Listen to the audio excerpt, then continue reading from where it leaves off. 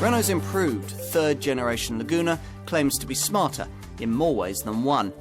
Yes, the styling is sharper, but more important is the technology on offer, which sees diesel versions capable of as little as 120 grams per kilometre of CO2 and a greater availability of the 4-control four-wheel steering chassis.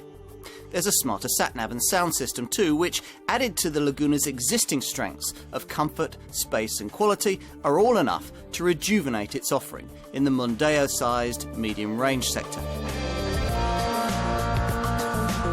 What truly defines a French motorcar? I'd say two things: comfort and individuality. Think of all the classic Gallic models that we've seen over the years. All had both. Qualities, you'd have to say, somewhat lacking from the current crop of Mondeo class medium-range contenders, but preserved at least to some extent in this car, one that aims to offer buyers in this segment a different alternative to these established choices: Renault's Laguna. Now, this is the third-generation version of a model we first saw way back in 1994, and in its heyday took over 10% of the Mondeo class medium-range sector. The second-generation Laguna would have consolidated that had it been a bit better built.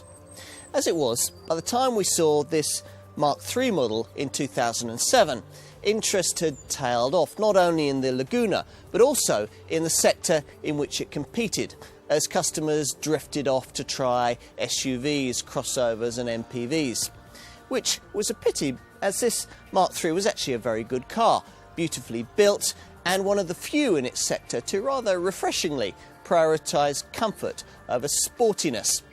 The Renault stylists tried for individuality too, but this was rather less successful. Awkward looks preventing many potential buyers from discovering the Gallic charm which lay beneath. Hence the need for this restyled version, smarter and more sophisticated, not only in looks, but also in high-tech gadgetry. Let's check it out. Now, Renault, perhaps more than most mainstream makers, is a brand that lives in the real world and designs its products to suit. So when it comes to deciding how a medium-range Mondeo class car should handle, they've designed one to suit the needs of those who will actually be using it. Because you see, most sales reps and middle-order managers don't corner on their door handles. So the secondary road sharpness of a Ford Mondeo or a Mazda 6 will, the French brand believes, be largely redundant. But motorway comfort, well, that's something that target market users will appreciate every day. And it's here that this Laguna excels. Now, despite a suspension system that's hardly at the cutting edge of technology, this is a car that manages to iron out poor road surfaces with ease and deliver quite an exceptional cruising experience, cocooning its driver in a lovely upmarket cabin and flowing through each bend as French cars always should, which is nice at the end of a long day as you head home, the rush hour traffic jostling around you. You relax, you calm down, all is right with the world. Though this Laguna sets new standards for its brand in this respect for a car of this kind, this model's predecessors have always achieved something of that kind of insulating distant serenity, which means that if you are searching for a car to raise your heartbeat rather than to lower it, then this one is probably unlikely to be high on your shopping list, despite the fact that today's models roll less than they used to and respond better. Nevertheless, Renault has remembered driving enthusiasts, widening the availability of their clever 4-control four-wheel steering system.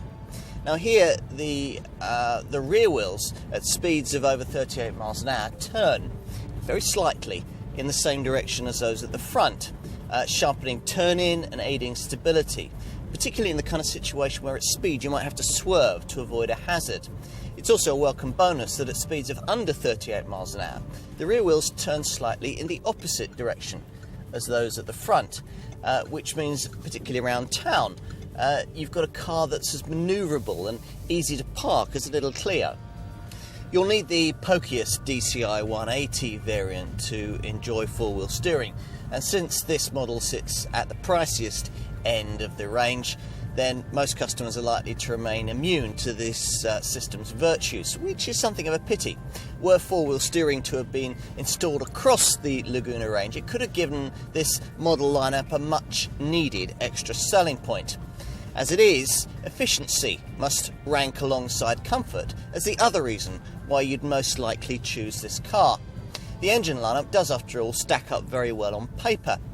It's got a mainly diesel emphasis, with the starting point in diesel terms being a surprisingly willing 110 brake horsepower 1.5 litre DCI unit, able to get from rest to 60 in 11.9 seconds on the way to a top speed of 120 miles an hour. Most customers, though, will want the extra poke of the 2-litre DCI diesel that I'm trying here, capable of rest to 60 in 9.5 seconds on the way to 131 miles an hour, and offered either with 150 brake horsepower in manual form that I've got here, or 175 brake horsepower if you order it with a 6-speed automatic gearbox. That same engine is also able to develop 180 brake horsepower in the top model. Now, if you really must have petrol power, and I'm not quite sure why you'd want to in a car like this, but if you really must, then the only surviving petrol unit from what was once a large and varied Laguna petrol roster is the 2-litre 16-valve 140 brake horsepower engine. The bold but rather awkward looks of the original third-generation Laguna didn't attract much of a following, except in the case of the sleekly styled coupe version. So Renault has visited small but significant stylistic revisions on 5-door hatch and sport tourer versions of this car, both to boost its showroom appeal and to bring its overall look more into line with that of Megane and Clio models further down the range. The major changes are at the front, where these eyelid-style headlamps now sport metallic eyebrows, and the long bonnet slopes gently down to a smart, pearlescent black grille. There are also wider front fog lamps. There's more extensive use of chrome around the car too. There are twin exhaust pipes that look very smart, and these dynamic-looking alloy wheels intended to give the car a sportier feel. As before, the low window line and the large glass area of this car makes it easier to judge the extremities when you're parking. But the best bit about this car was always the quality of its cabin, and nothing's changed there. In this improved model, there's a more upmarket choice of upholstery and trim, and an updated version of the already excellent sat-nav and stereo system. This whole car feels very well put together, and while it doesn't have the kind of Teutonic overtones that, say, a Mondeo tries to offer, perhaps that's a good thing in a market sector where so many manufacturers are slavishly trying to copy the standards set by the German brand benchmarks. Here's an interior with a genuine touch of luxury about it, particularly with the part suede, part leather seats fitted to plusher versions like this one.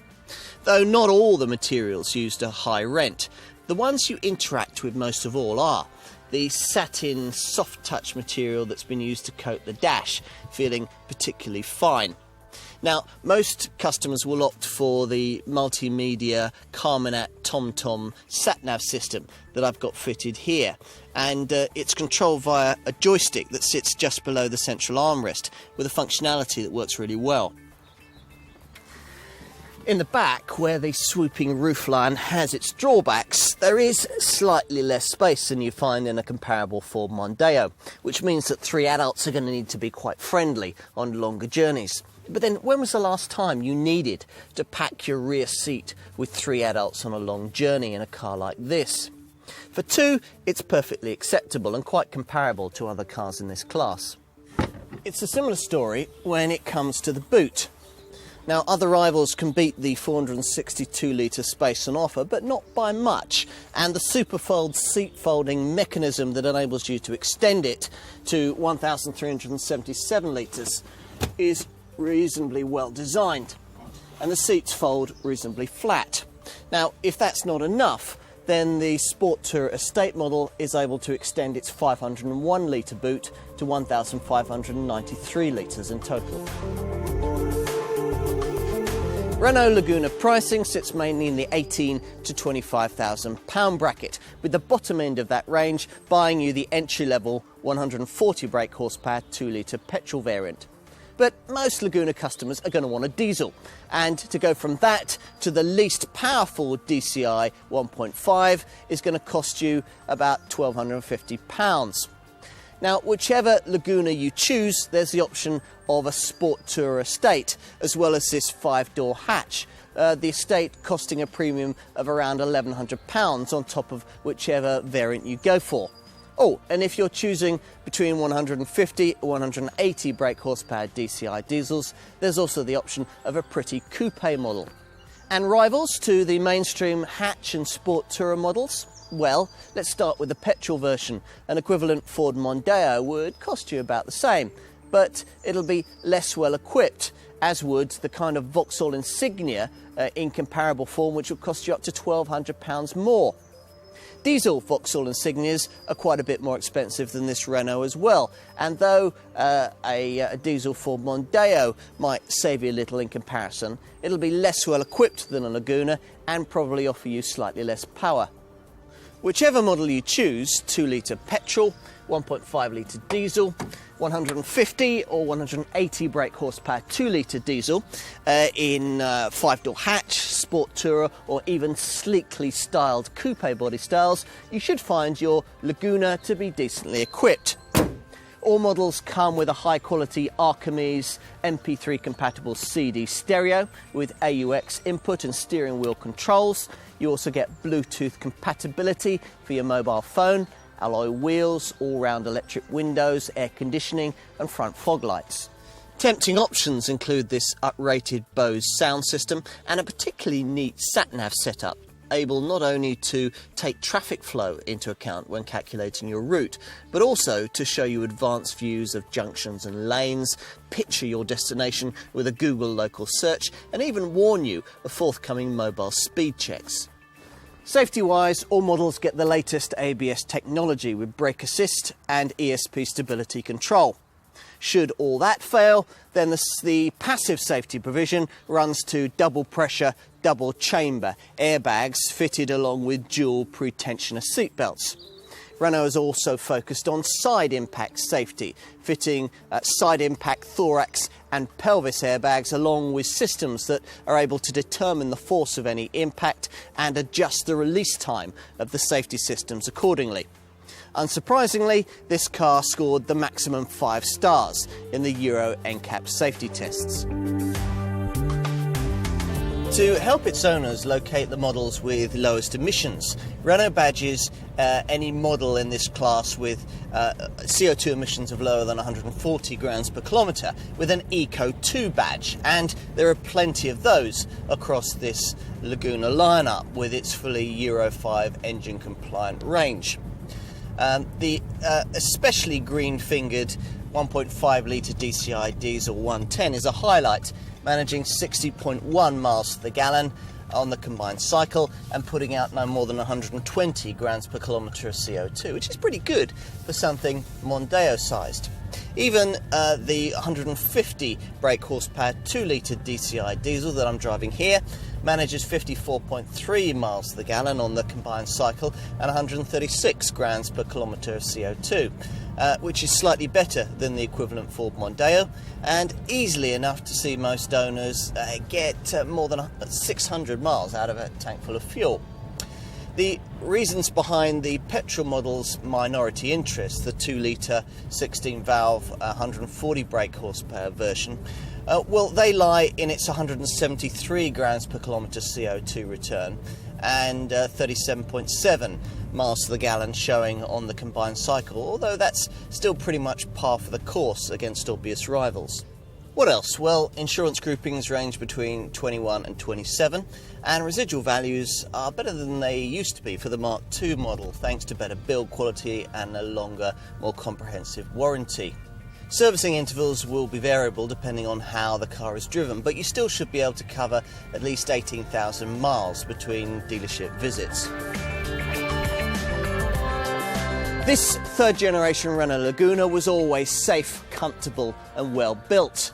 But with 4x4s, MPVs and junior executive models all eating into the customer base for traditional family cars, the French brand needed to give its medium-range Mondeo class model a bit extra. Ideally a dash more style and an extra tweak to an already sharp set of running cost figures, both of which are deftly delivered by this improved Mark III model. Now, whether all this will make much difference to those who weren't already considering a Laguna is doubtful, but those prepared to try one will find a beautifully built, refined and agreeably high-tech package that would soothe away everyday commuting stresses and strains. There are sportier rivals in this sector, but when it comes to the attributes you actually need from a car like this, there aren't many more appealing choices. Low-key, the Laguna might be, but if you're shopping in this segment, it's still a car you need to consider.